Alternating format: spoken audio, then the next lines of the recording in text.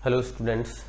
कैसे हैं आप सभी। इस कोविड-19 के महामारी में उम्मीद करता हूं कि आप सभी स्वस्थ और सुरक्षित होंगे। कृपया अपने परिवार वालों का, मित्रगणों का ख्याल रखिए, खुद का ख्याल रखिए और स्वस्थ रहिए, सुरक्षित रहिए। गवर्नमेंट के गाइडलाइंस को फॉलो करिए। चलिए आज के टॉपिक की बात करते हैं। हमेशा से ऑनलाइन क्लासेस में जो है वो आप में लोगों ने ये डिमांड करते आए हैं कि सर सीटेट के एक ओवरऑल पर्सपेक्टिव के बारे में बताएं कि हाँ वो कैसे होता है, क्या होता है। तो वो बहुत सारे लोगों को क्लियर नहीं होता है, तो वो भी क्लियर हो जाएगा, क्योंकि जब फॉर्म्स आते हैं तो हम लोग को बहुत चीज़ें जो है वो समझ में नहीं आते हैं। तो आइए हम उसी पे चर्चा करेंगे और इस 3 पार्ट में इस वीडियो को बनाया गया है। पार्ट 1, पार्ट 2 जो है वो एलिजिबिलिटी क्राइटेरिया, कितने दिनों तक ये वैलिड रहता है, और भी इससे संबंधित जो जो मेन कुछ इंपॉर्टेंट पॉइंट्स है इस पर हम बात करेंगे। और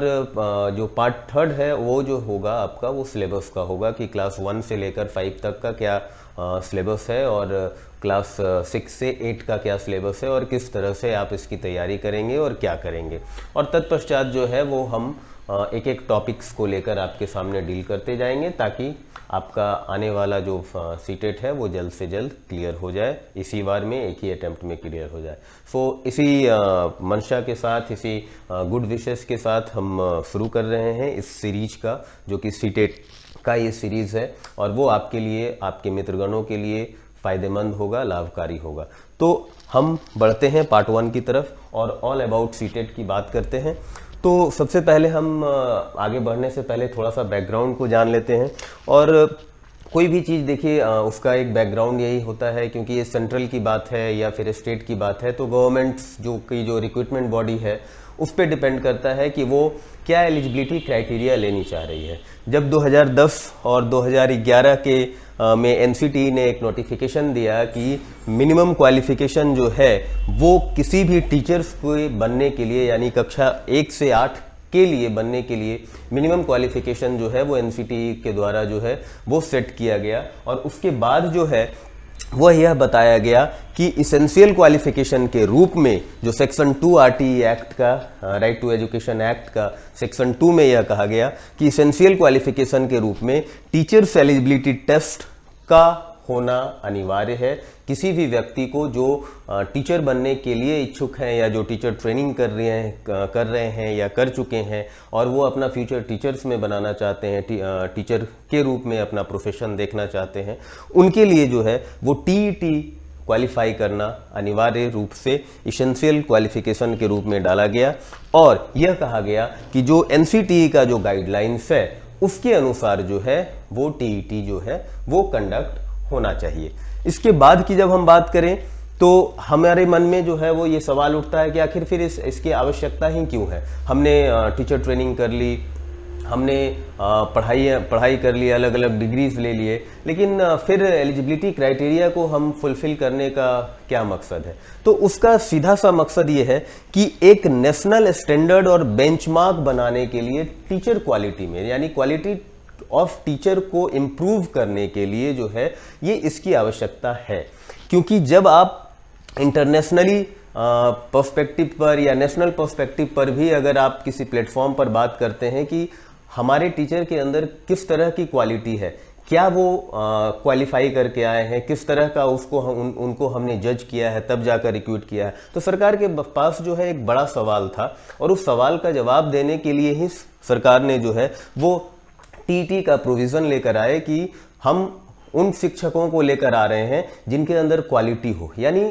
टीचर्स के लिए क्वालिटी चेक करने की बात कही गई है। उसके साथ साथ जो है जो इम्प्रूवमेंट ऑफ परफॉर्मेंस स्टैंडर्ड की बात की गई है, किसके लिए, स्टूडेंट्स के लिए भी और एजुकेशनल इंस्टीट्यूशंस के लिए भी, कि वहां पर जब टीटी की बात आती है तो कहीं ना कहीं जो है वो आप इन चीजों को आप देखते हो कि किस प्रकार से वहां पर का जो मोड ऑफ ट्रांजैक्शन है, क्लासरूम जो ट्रांजैक्शन है वो सही से चल रहा है कि नहीं, वो जो है वो इस मानक तक पहुंचना चाहिए ताकि वो एक एलिजिबिलिटी क्राइटेरिया और एक क्वालिटी टीचर की तरफ जो है वो अग्रसर हो और एक भविष्य के अच्छे शिक्षक वो बन पाए। उसके साथ साथ एक पॉजिटिव सिग्नल भी देता है उन सभी स्टेक होल्डर्स को, यहाँ पर स्टेक होल्डर्स का मतलब है एजुकेशनल स्टेक होल्डर्स, यानी आप स्टेट गवर्नमेंट कर ले, प्राइवेट जो एजुकेशनल संस्थाएं हैं उसकी बात कर ले, सेंट्रल के जो गवर्नमेंट है उनकी बात कर लें, तो उन स्टेक होल्डर के लिए एक पॉजिटिव सिग्नल है ये टीईटी, ताकि वो गवर्नमेंट के लिए एक एम्फेसाइज यह करे, सामने लेकर आए बातों को कि नहीं, हमारे पास जो है वो क्वालिटी के टीचर हैं, बिकॉज ही और she is passed with TET और सीटेट। जब आप स्टेट देते हो तो आप स्टेट कहलाता है, और जब सेंट्रल आप देते हो तो सीटेट कहलाता है। तो ये पूरा का पूरा जो है एक छोटा सा बैकग्राउंड था।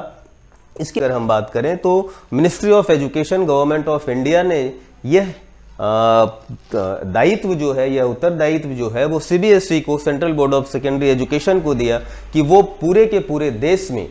सीटेट कंडक्ट करवाए। और यही सेम चीजें जो है वो स्टेट के पास भी है कि स्टेट भी जो है अलग अलग स्टेट, वो आगे हम अभी देखेंगे ऐसे, या अलग अलग स्टेट जो है वो अपना स्टेट लेवल पर जो है वो टीईटी जो है वो कंडक्ट करवा सकते। आगे बढ़ते हैं और हम बात करते हैं कि एक शेड्यूल क्या होता है इस एग्जामिनेशन का, सीटेट का शेड्यूल कैसा रहता है। तो इसमें दो पेपर होते हैं। पहला पेपर जो होता है वो क्लास 1 से 5 के लिए होता है, और दूसरा पेपर जो होता है वो क्लास 6 से 8 के लिए होता है। और जब हम बात करें तो दोनों ही पेपर के समय की बात अगर हम करें तो ये दोनों ही 2.5 घंटे के होते हैं। यानी प्रत्येक जो एग्जाम है, यानी वो क्लास 1 से 5 के लिए हो या 6 से 8 के लिए हो, ये 2.5 घंटे के पेपर्स जो है वो हुआ करते हैं। उसके बाद जब हम बात करें अब एलिजिबिलिटी की, कि कौन व्यक्ति, क्या आप एलिजिबल हैं इसे भरने के लिए, या कौन व्यक्ति एलिजिबल है कि सीटेट करने के लिए, क्या कोई एवे ही ग्रेजुएशन या मास्टर या बहुत बड़ी बड़ी डिग्रियां लेकर सीटेट में बैठ सकता है? नहीं, आपको इसके लिए जो है वो एक एलिजिबिलिटी क्राइटेरिया है, जिसमें कि यह कहा गया है कि क्लास 1 से 5 के लिए जो कि प्राइमरी स्टेज के टीचर हैं, उसके लिए सीनियर सेकेंडरी होना चाहिए, यानी +2 होना चाहिए, और या उससे इक्विवेलेंट जो भी आपके पास डिग्री हो 50% मार्क्स के साथ, या अपीयरिंग हो सके वो फाइनल ईयर के 2 year diploma of elementary education, या जिस भी नाम से जाना जा रहा हो लोकल, यानी डीएलएड के नाम से, बीटीसी के नाम से, जिस नाम से भी जाना जा रहा हो, तो 2 years diploma in elementary education, अगर आइदर वो क्वालिफाई कर चुके हो, आइदर वो फाइनल ईयर में अपीयरिंग हो रहे हो। तो ये पहला क्राइटेरिया है कि आपका +2 प्लस डीएलएड या डीएड, बीटीसी, जो भी जिस नाम से भी स्टेट गवर्नमेंट में जो जिस नाम से भी वो क्वालिफिकेशन को कहा जा रहा है, वो क्वालिफाइड होना चाहिए या फाइनल ईयर में अपीयर होना चाहिए। और सीनियर सेकेंडरी ये +2 तो मैंडेटरी ही है, उसके साथ साथ 45% मार्क्स के साथ पास होना चाहिए, या फिर सेम वही क्राइटेरिया है कि 2 इयर्स के जो diploma in elementary education programme है उसके तहत जो है वो एनसीटी के नॉर्म्स, जो कि यहाँ पर जो आरक्षण की बात है, SC, ST, OBC, जो फिजिकली चैलेंज जो बच्चे होते हैं या जो एप्लीकेंट्स होते हैं, उनके लिए जो है वो 5% का रिलैक्सेशन दिया जाता है उसमें सीनियर सेकेंडरी में, ताकि वो भी जो है वो इस एग्जाम में बैठ सके, इस एग्जाम में जो है वो अपीयर हो सके। उसके बाद हम बात करते हैं कि सीनियर सेकेंडरी में भी यह भी एक बात है कि 50% मार्क्स के साथ, ये एक नॉर्मल क्राइटेरिया है, 50% मार्क्स विथ सीनियर सेकेंडरी, और पास विथ और appearing in final 4 year bachelor degree, जो अभी बीएलएड कहा जाता है, एलिमेंट्री एजुकेशन बैचलर्स डिग्री जो है, बैचलर ऑफ एलिमेंट्री एजुकेशन, इसमें जो है वो 4 इयर्स का पास या अपीयरिंग हो, वह भी एलिजिबल है सीटेट को फुलफिल करने के लिए, भरने के लिए, वो क्लास 1 से 5 के लिए। तो 2 इयर्स डिप्लोमा इन एजुकेशन जो है, स्पेशल एजुकेशन से जिन्होंने किया है, वो भी जो है वो एलिजिबल हैं इस एग्जाम में बैठने के लिए, इस सीटेट के एग्जाम में अपीयर होने के लिए। उसके बाद जब हम बढ़ते हैं तो अभी जो ये नया जो 1 साल पहले जो एक रूल आया, पहले तो था कि आप +2 करने के बाद ही 1 से 5 तक के लिए आप एलिजिबल हो सीटेट भरने के लिए, लेकिन एनसीटी ने जो है वो एक स्टेप आगे बढ़कर उन लोगों को भी मौका दिया जो कि ग्रेजुएट हैं 50% मार्क्स के साथ और बीएड किए हुए हैं, बैचलर ऑफ एजुकेशन की भी डिग्री उनके पास है। लेकिन इसके लिए यहाँ पर जो है वो थोड़ा सा कंफ्यूजन क्रिएट ये हो जाता है कि उसके बाद का क्या होगा, क्या वो 1 से 5 के लिए एलिजिबल है या और कुछ भी करना है। तो हाँ, यह एनसीटी ये कहता है कि आप जब इस एग्जाम को अपीयर हो जाते हैं और जब आपकी रिक्रूटमेंट कहीं होती है तो एनसीटी के रिकॉग्नाइज्ड एजुकेशनल बॉडी के तहत आपको 6 महीने के ब्रिज कोर्स को आपको करना पड़ेगा, जो कि 2 साल के अंदर, यानी कहने का तात्पर्य है कि 2 साल के अंदर जो है वो आपको एक छोटा सा ब्रिज कोर्स करना होगा, जो कि एलिजिबिलिटी क्राइटेरिया में ही वो जुड़ेगा। अगर आप सीटेट क्वालिफाई करते हो और कहीं इसके आधार पर आपकी रिक्रूटमेंट होती है, यानी बीएड और ग्रेजुएशन आप हो और तब आपकी रिक्रूटमेंट होती है, तो आपको जो है वो कहीं ना कहीं इस पोर्शन को भी ध्यान में रखना होगा कि रिक्रूटमेंट के पश्चात आपको 6 मंथ्स का एक ब्रिज कोर्स करना पड़ेगा, जो कि 2 साल के लिए वो वैलिड होगा।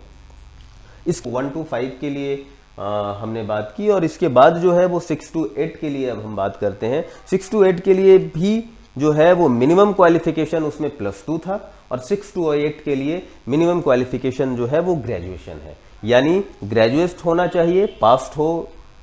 ग्रेजुएशन पास होना चाहिए, और फिर 2 साल के लिए का जो डिप्लोमा इन एलिमेंट्री एजुकेशन है, जिस नाम से भी जाना जाए, इसके पहले भी हमने उस पर चर्चा की,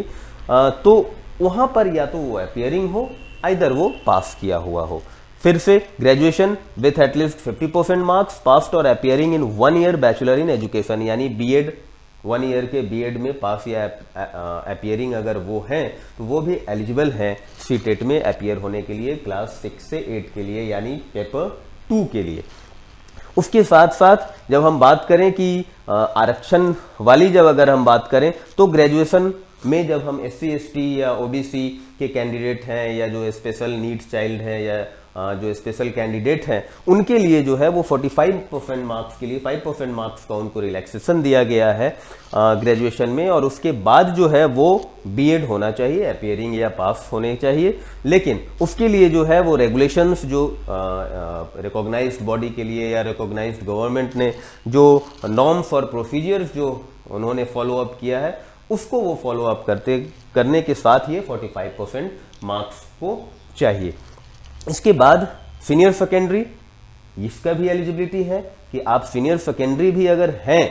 यानी +2 भी हैं, तब भी आप 6 to 8 में भरने के लिए एलिजिबल हैं। और ये 50% मार्क्स के साथ साथ आप 4 इयर्स के bachelor in elementary education BLEd आपको होना चाहिए, यानी +2 + 4 इयर्स के BLEd। ठीक है, यहां पर कंफ्यूज नहीं कीजिएगा कि हम 2 इयर्स के DLEd के साथ क्या हम फिलअप कर सकते हैं कि नहीं। अगर आप 6 to 8 के लिए आप अगर कर रहे हैं तो आपके 4 इयर्स के लिए बैचलर्स डिग्री आपको चाहिए, इन एलिमेंट्री एजुकेशन की डिग्री चाहिए, तब आप जो है वो 6 to 8 के लिए आप भर सकते हैं, अगर सिर्फ और सिर्फ आप 10+2 आप किए हुए हैं तो। अब सीनियर सेकेंडरी की बात करते हैं, तो ये 50%, ये भी यानी 10+2 प्लस को 50% के साथ, या फिर ये 4 इयर्स के जो फाइनल ईयर में अगर वो है BA BSc BEd और BA BEd BSc, जो 4 इयर्स की जो इंटीग्रेटेड वाला जो पार्ट है, इंटीग्रेटेड एजुकेशन अभी जो चल रहा है, अगर वो भी आप किए हैं, या फिर फाइनल ईयर में आप अपीयरिंग है, तब भी आप सीटेट को सीटेट में आप अपीयर हो सकते हैं। और finally graduation with at least 50% marks और pass with appearing in 1 year B Ed special education. तो ग्रेजुएशन के साथ साथ जो है स्पेशल एजुकेशन, आप सभी जानते होंगे कि स्पेशल नीड्स चाइल्ड्स के लिए जो है वो स्पेशल एजुकेशन, जैसे बीएड के एक नॉर्मल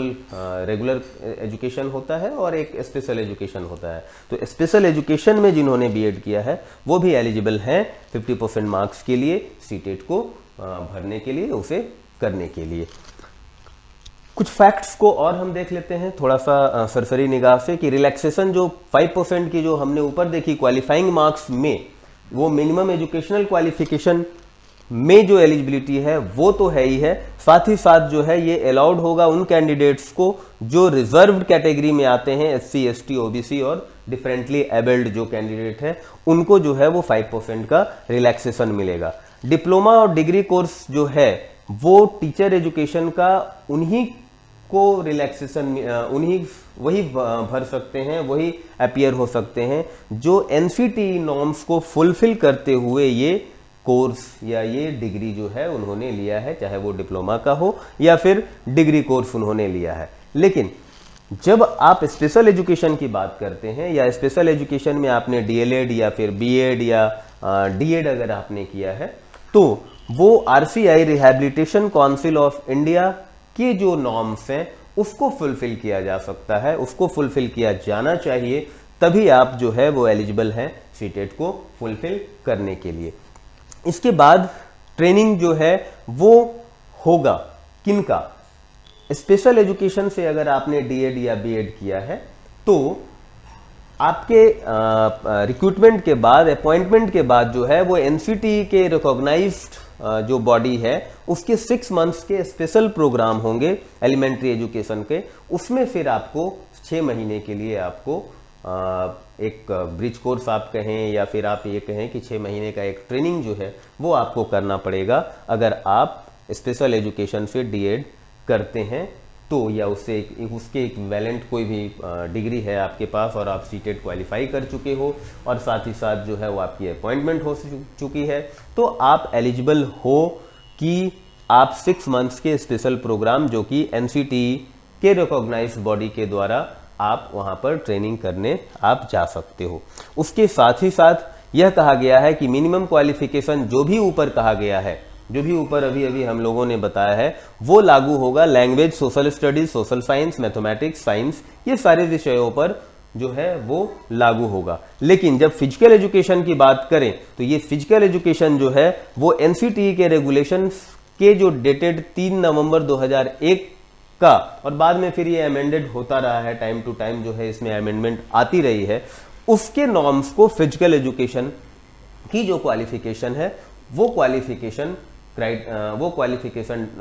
के व्यक्ति जो है वो सीटेट में अपीयर हो सकते हैं। और जब हम art education, craft education, home science, work education, इन सभी की बात करते हैं तो जो स्टेट गवर्नमेंट्स के प्रिस्क्राइब नॉर्म्स और जो प्रिस्क्राइब एलिजिबिलिटी क्राइटेरिया है वो जो है वो एप्लीकेबल होगा। अभी जो हमने देखा कि कौन कौन से